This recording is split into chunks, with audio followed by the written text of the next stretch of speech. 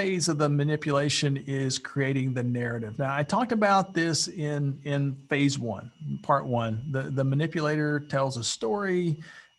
The story has a little bit of truth, maybe, and a lot of deception. A great manipulator, by the way, figures out what your innermost desires are and then promises to make those desires happen.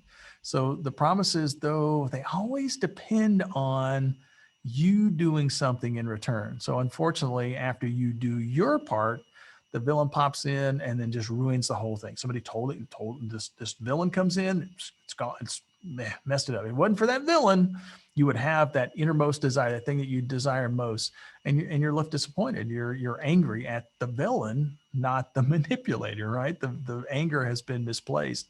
So as a result, you might continue to support the narrative because you know in your head, it just makes sense. It's just a matter of time before you really, there's one more thing you have to do to really defeat the villain once and for all, which, by the way, never happens. By the way, before I go into the next part, I can kind of tell you just some of these things that are common. I mean, I've been talking a lot about politics just because we're in the presidential year and the election is coming up in just a few short days.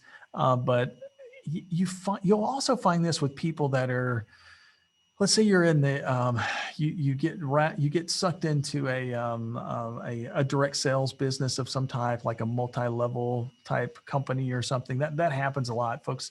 There's this they find out what your innermost desire is. That car that you've always wanted, but you've just never been able to afford it, or that vacation that you've always wanted, right? And they dangle it out there for you and say, hey, if you do these things, you're going to ultimately get that, right? And then over the months or years that you're doing it, it's like you're not getting any closer to that, right? I mean, or you're getting closer, but man, it's taking a lot. It's not nearly as easy as what the guy said it was going to be, right? Well, the guy made me pay my $200 or whatever it is to get into this gig, and the truth kind of starts to come to you, and then all of a sudden the dream is kind of thrown back out there, and it's just because you didn't do this one thing. You do this one thing, now it's going to come to fruition, right? So this happens a lot in different areas of our lives, and you can kind of draw comparisons in things outside of politics, but just got to keep that in mind. One of the things that manipulators do is they a lot of times they'll use a psychological. I'm probably not using this correctly, by the way, but the psychologists use the terms association and correlation, and in some cases they will make those things equal to each other. So using association through correlation or vice versa, they do this to kind of fuel the image of the villain. So let me kind of explain what those two things are. In science, two variables, two things that we don't know, they can be associated with each other without necessarily being correlated to one another. For instance, let's say somebody does a study that determines that people who drink more than 4 cups of coffee per day have lower instances of skin cancer. Then those are associated.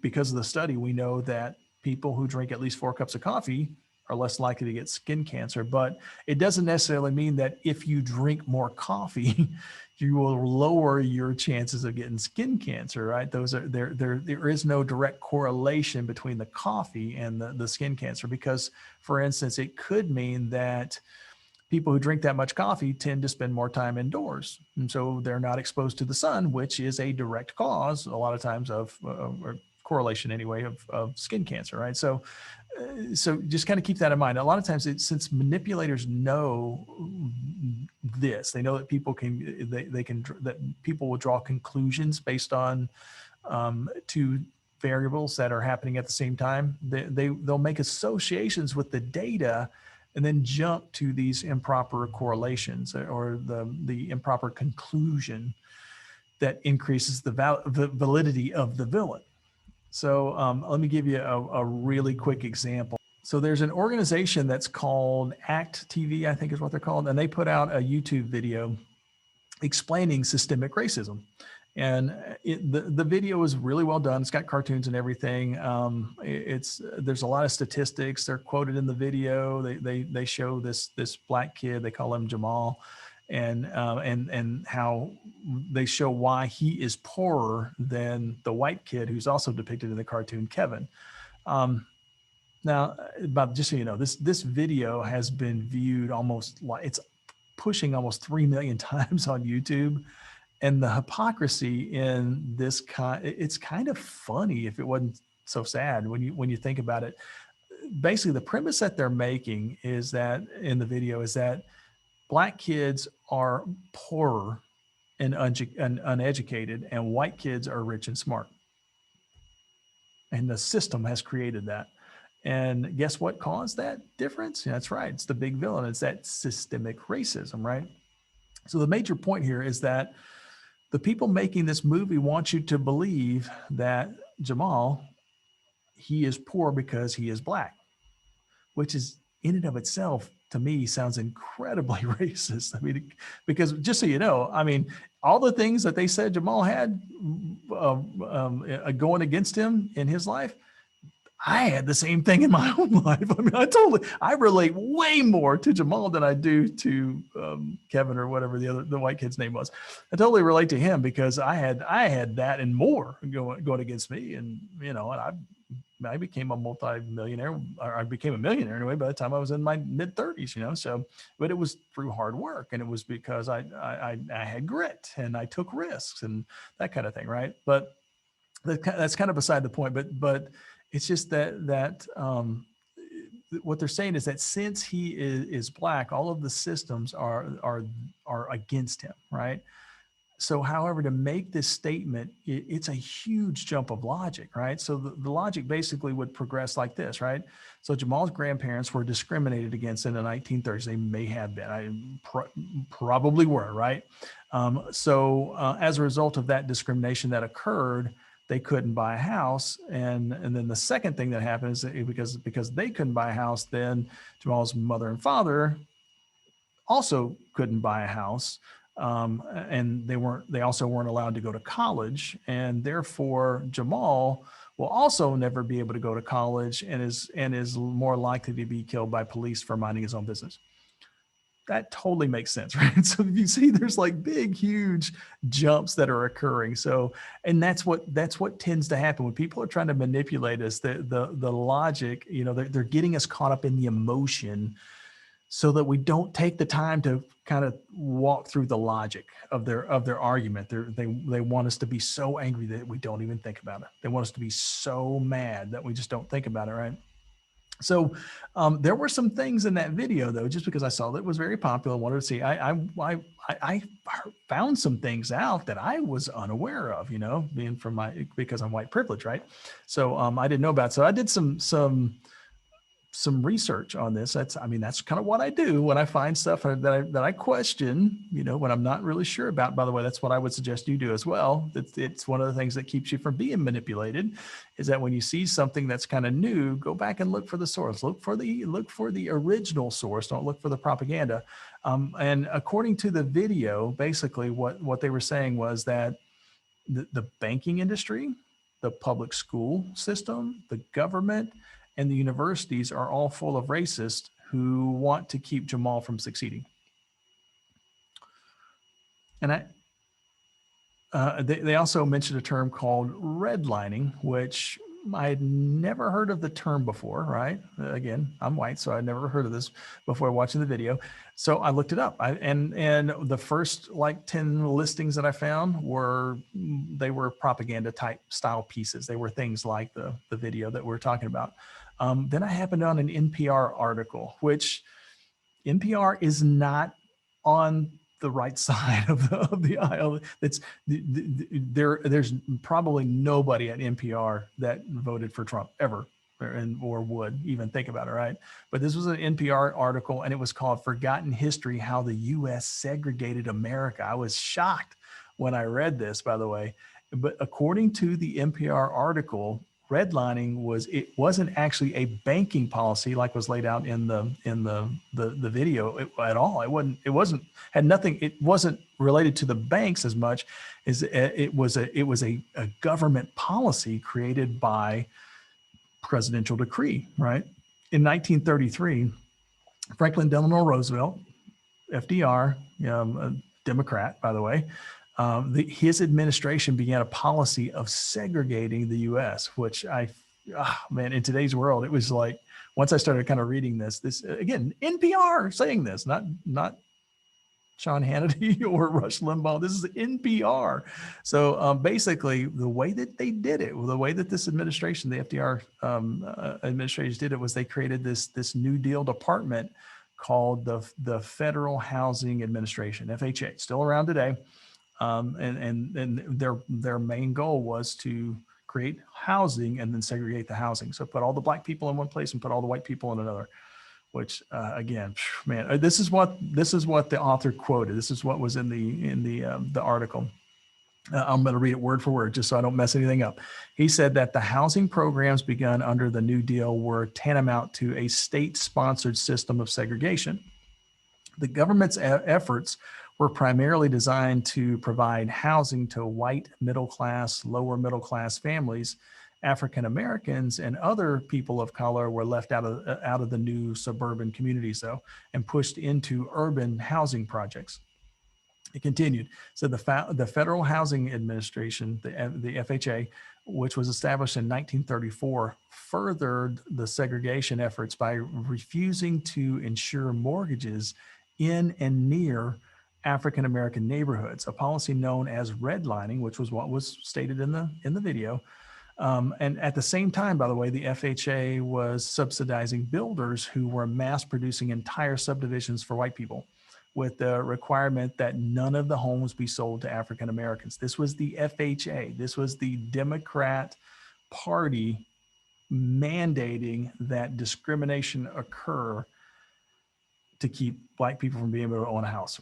Now, so apparently there is a reason why Democratic politicians use the term systemic racism, because it might be embarrassing to say that their hero, FDR, created this policy that led to Jamal being poor, right? Jamal being poor. So the video says that the banking system was racist because they wouldn't give Jamal's grandparents a mortgage. But in fact, the banks were told by the Roosevelt administration, again, hero to the Democrats, that they will insure all mortgages that you make to white people, but if you loan to black people, you're on your own. And builders, you can get subsidies to build houses, but if you sell a house to a black family, you lose all of those subsidies. They all go away. You don't get any more, right? So, I mean, people, that's about as racist as it gets, right? Donald Trump didn't do that. The Republicans didn't do that. That was the Democratic Party, the people that were elected back then. Now, obviously, that's pushing almost 100 years ago, but the thing to keep in mind is that it wasn't systemic. It wasn't, although it was in the system, it was a single political party led by a single president for 12 years. A good example of this. I mean, I'll see if I can kind of illustrate this a little bit. So this would be like a farmer going to a store owner to sell his crops, right? The store owner is really excited about the produce and tells the farmer that they're gonna make a great team. You and I, we're gonna work together. You come back every time that you have crops, and I'm gonna pay you top dollar. So an entire year goes by, and the farmer's been bringing us crops, but the store owner has yet to pay him for any of the crops that he's brought to him. And then so he goes back to the store owner to kind of see why, and the store owner basically says, well, unfortunately, the heat of the store wilted a lot of that produce, and we had to actually throw it out. So as a result, I was only able to collect about 10% of what was promised. So, but just so you know, I mean, I want to be fair to you though, and that'll be enough for you to buy seed for next year, and then next year we're going to have a huge settlement, and we'll get caught up then, right? So, Another year goes by, that huge settlement never finds its way to the farmer's mailbox or anything. So the farmer goes back to the merchant for an explanation. Well, unfortunately this time those dang butchers, they raised their prices on me. And since those items cost me more, I had to give the meat preferred spots in the store. So the farmer's produce didn't end up, so your produce didn't end up selling as well again this year's. But don't worry though, because since then, since I'm now the butcher's best customer, I've been able to better negotiate with the butcher this year. Oh, by the way, since profit has been so low on your produce for the last couple of years, I think we might have to renegotiate the terms a little bit, right? So the farmer, after 2 years of working for basically almost no pay, 10% of what he had made, what he was promised, he's destitute. He's worked for 2 years, and now he's incredibly in debt with no hope of ever paying off the loans he had to take out to come back to whole, right? So the farmer gets sick. Stress is killing him, and his adorable cherub-like son has to make the decisions for the farm now because the father's a little sick. So he receives a notice. One of the first things that he gets is a notice from the bank that the bank is going to be foreclosing on the farm because they're almost 2 years past dues on the mortgage and everything. And so at the most desperate moment that this family has ever been in, dad's sick, papa's sick, and the bank is going to foreclose on the farm and everything, the merchant suddenly appears at the door, angelic, right? And he tells the son that he totally sympathizes. Man, I feel your pain, right? I totally sympathize with your situation. And he tells a story about how he has dealt with those evil bankers that want to take what your family has worked for, and he knows how to put them in their place because he's done it before. So your family really deserves this farm. You guys have worked for it. So basically, what I'm going to do as the merchant here, as the store owner, I'm going to help you, son. I'm going to help you be the hero to your father and make him proud of you. So all you have to do is sell me this year's harvest. and you're going to make twice as much as your father ever did. Now, of course, the son has no idea that twice as much is only about 1/5 what was originally promised to his dad. And so it becomes a never-ending cycle, right? The manipulator is using the emotion in order to try to continue to get the family now to buy into the same line. So if you think about it, was the farmer poor because he didn't work hard enough? No, he worked really, really hard. Was he poor because he wasn't smart enough? No. I mean, he was able to get really top grade produce, top grade crops that was marketable, that people wanted. Was he poor because the evil banker took advantage of him? No, the evil banker didn't take advantage of him. The evil banker helped him out, and because of the circumstances, it became bad for everybody. So none of that is true. He was poor because he was manipulated by the merchant. So now his next generation got sucked in the same exact way. It wasn't the farming system that was causing the problem. It was the manipulator shifting the reality of victim and villain, right? The manipulator was now making himself the hero, right? Making himself a victim and pushing the villain role to the banker.